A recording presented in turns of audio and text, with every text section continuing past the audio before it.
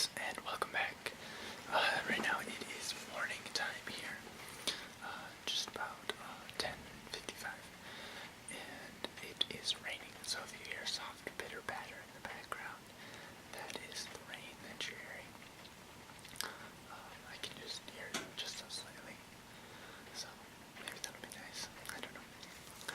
But I'd like to welcome you to the 10th weekly Wiki Wednesday Whispers. I'm starting to get the name down.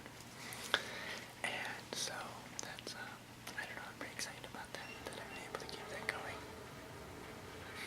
Sorry about the pipes. So today we are going to talk about the American alligator. My roommate gets National Geographic every once in a while. He doesn't seem to get it monthly. I think it goes to his parents' house, and so it's just whenever he goes home he gets it. But right now the one he has some information about alligators and crocodiles in it, and it got me to wondering. So I'm going to be reading about the American alligator today, and hopefully we will both learn some new and interesting information about alligators, particularly the American species. So, I guess a quick update about how things are going for me right now.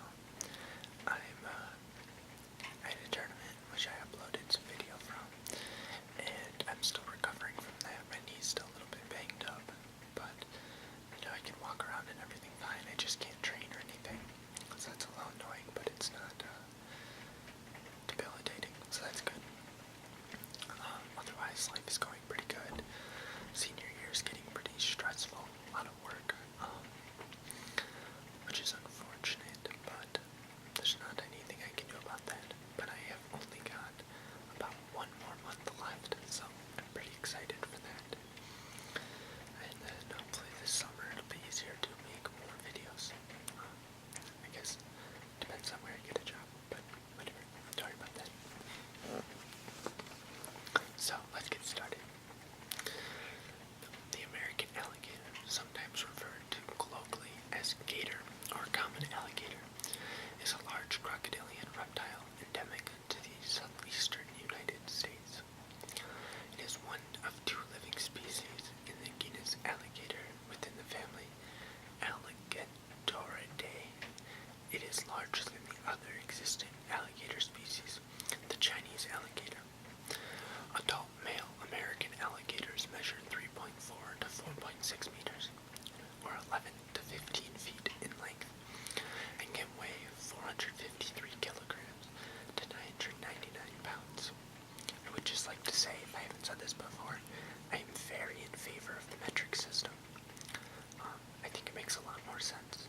That said, I'm an engineer, so I might be a little bit skewed there, but I would totally be in favor of the United States switching to the metric system. Sorry to anybody who disagrees, but there's a lot of scientific and reasons to use it. I think it makes a lot of sense, but that's a conversation for another day. So get back to it. Females are smaller, measuring around 3 meters. The American alligator inhabits freshwater wetlands, such as marshes,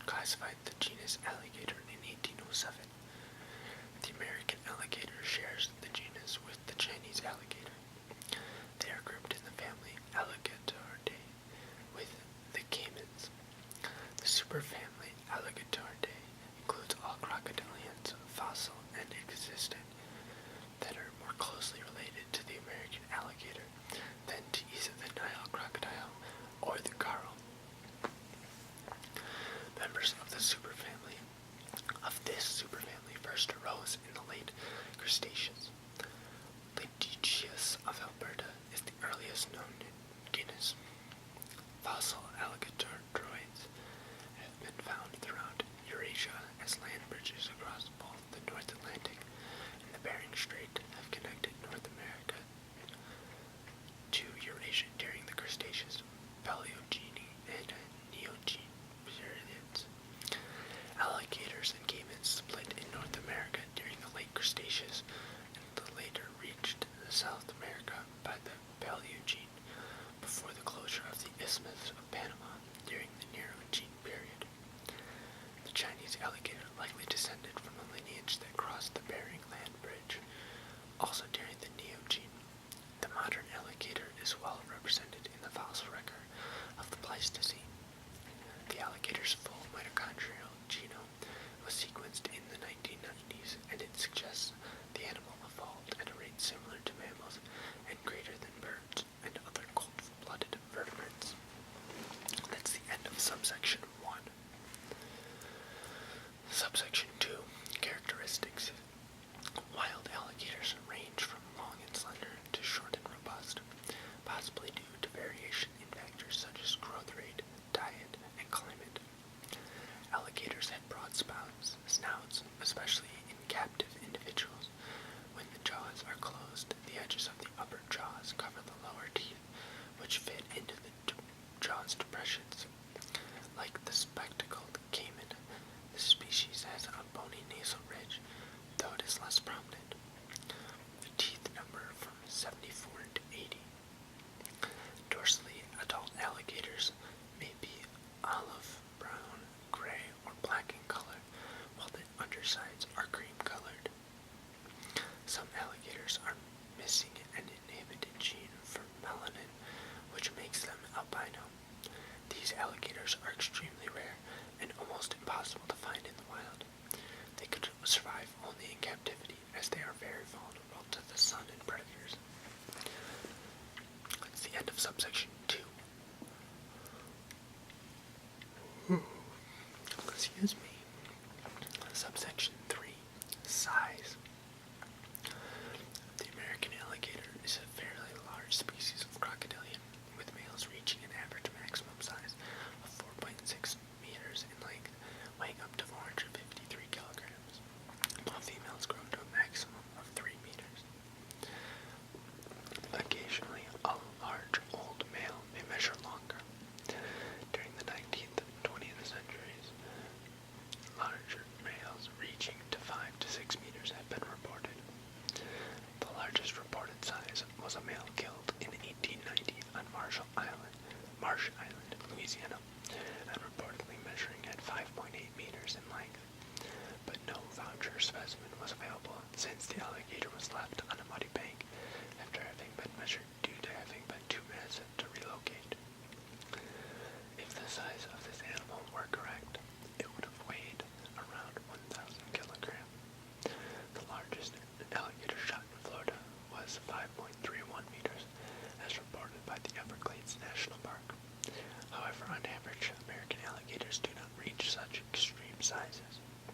In males, sizes average around 3.5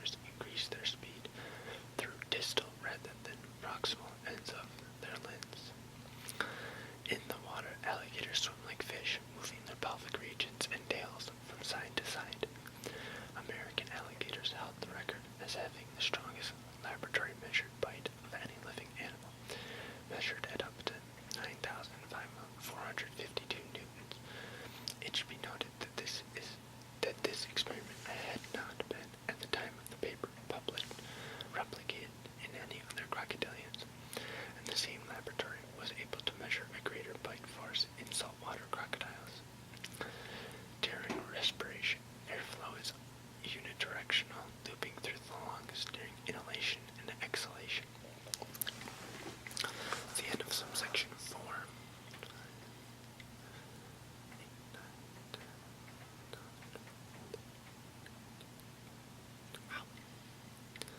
A lot of subsections in this article. Subsection 5.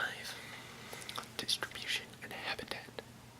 American alligators are only found in the southeastern United States, from Great Dismal Swamp in North Carolina to Everglades National Park in Florida, and west to the southern tip of Texas.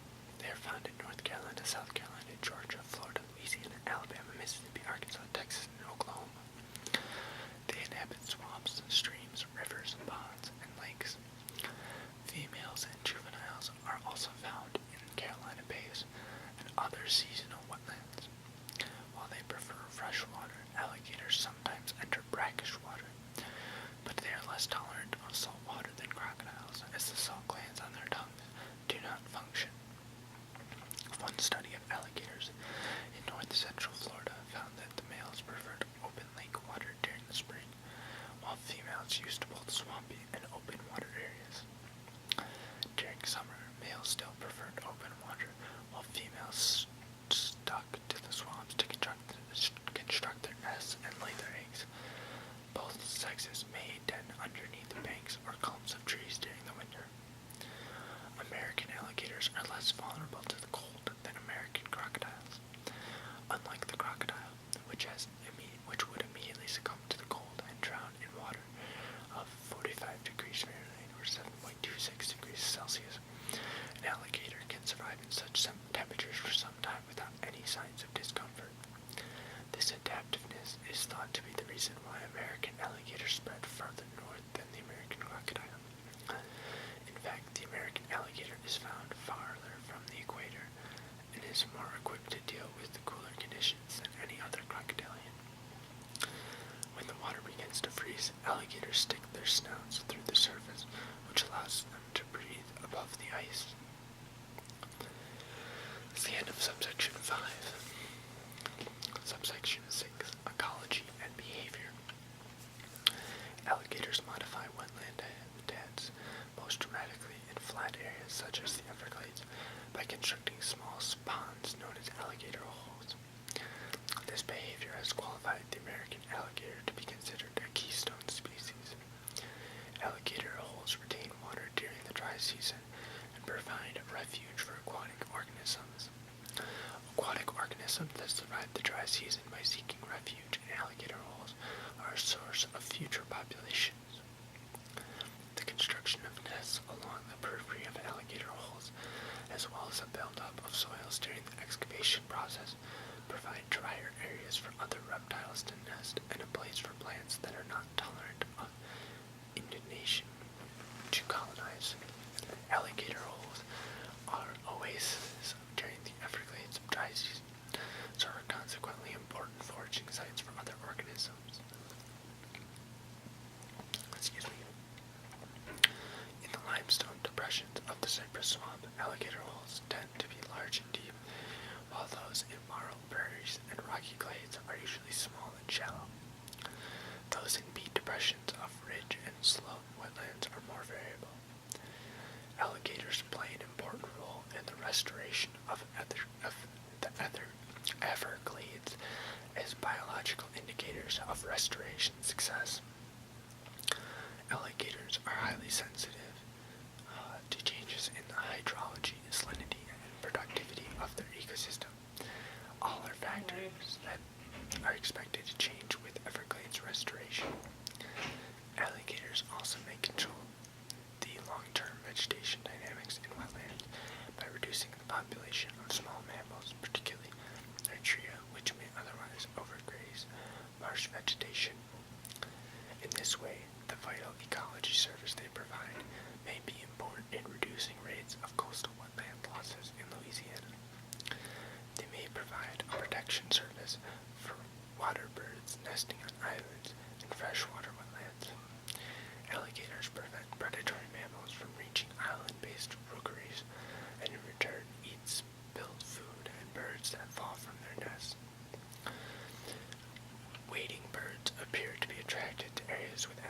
alligators and have been known to nest at highly trafficked tourist attraction with large numbers of alligators, such as the St. Augustine Alligator Farm in St. Augustine, Florida. I've actually been there. If anyone ever gets the chance, you should definitely check it out. It's a really cool place. In addition to basking on shore, American alligators can and will climb trees to bask in if no shoreline is available.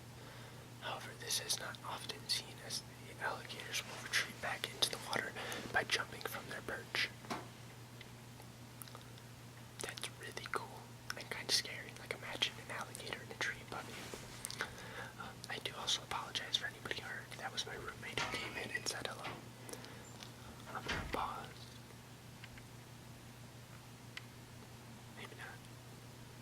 I thought he was going to the bathroom. I thought it was going to get really loud. Subsection 7, I think. I'm going to go with 7. Hunting and diet. The American alligator is considered the apex predator throughout its range. They are opportunists, and their diet is determined largely by both their size and age of the alligator, and the size and availability of prey. Most alligators will eat a wide variety of animals, including invertebrates, fish, birds, turtles, snakes, amphibians, and mammals. Hatchlings mostly feed on invertebrates such as insect larvae, snails, spiders, and worms. As they grow, alligators gradually move on to larger prey.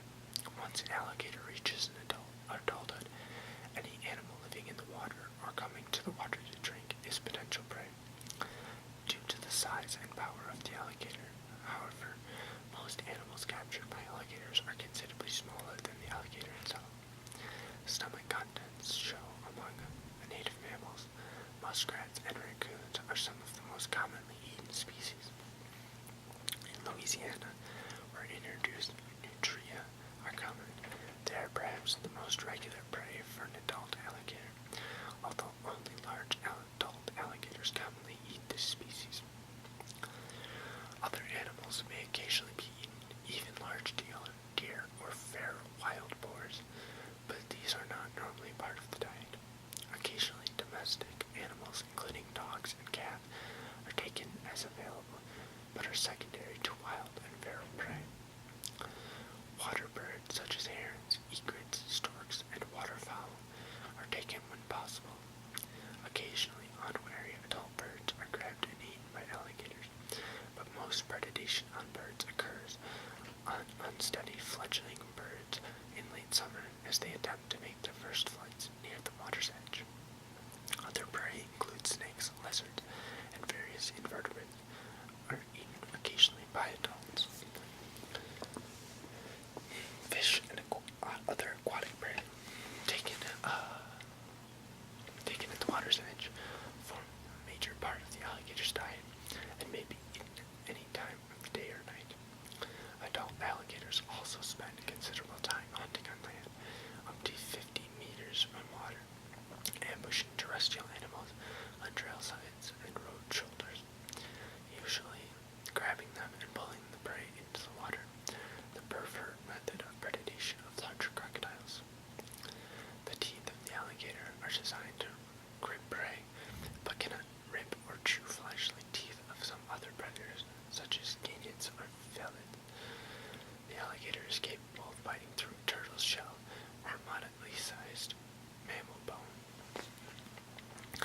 Alligators often eat prey that would seem unusual for a crocodilian. Alligators rarely prey on adult deer, but will do so when fish and small prey levels go down. Rarely, alligators have been observed killing and eating bobcats, but such events are uncommon and have little effect on bobcat populations. Alligator predation of Florida panthers is rare, but has been documented. Such incidents usually involve a panther trying to cross a waterway or coming down to a swamp or river to get a drink. The American alligator is the only known natural predator of the panther. Alligator predation on black bears has also been recorded, although it is unknown if the bears taken were adults, as adult bears are powerful enough to successfully fend off an alligator attack. Although alligators have been listed as predators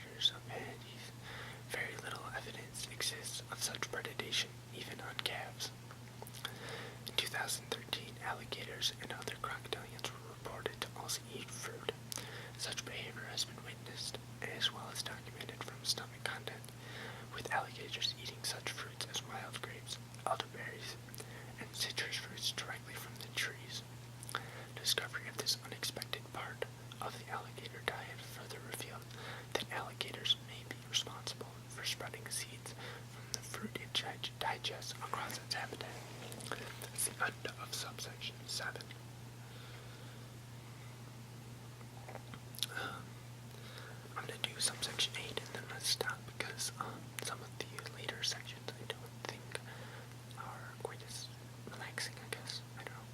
The diet one wasn't that great, but some of them are coming up are like the attacks on humans and alligator farming and stuff like that, and I don't want to read that. But I will, I promised. As always, I'll put the article link in the description for anybody who would like to read it for themselves. So, subsection 8, tool use. American alligators have been documented using lures to hunt prey such as birds. This means they are among the first reptiles recorded to use tools. By balancing sticks and branches on their heads, American alligators are able to lure birds looking for suitable nesting materials to come and consume. This strategy, which is shared by the mugger crocodile, is particularly effective during the nesting season, in which birds are more likely to gather appropriate nesting materials. So that's the end of subsection 8, and that's where we're going to stop for today. I hope that you've enjoyed it. As always, there's also going to be links to my Twitter and Instagram that you can check out. Those will be in the description. So, yeah. There's something else I wanted to tell you guys about, but I can't think of what it was. Well, if I think about it, maybe I'll send out a tweet or make a short update video or something. I don't know. Oh, I know what it was. So, I've been making videos regularly for about 3 months now, since just before Christmas, but what most of you might not realize is that I've actually had this channel for almost 2 years. It'll be 2 years, like, next week maybe. I don't know, it's really soon. It's March 20-something, I think. But, so, yeah, that's kind of cool. I mean, functionally,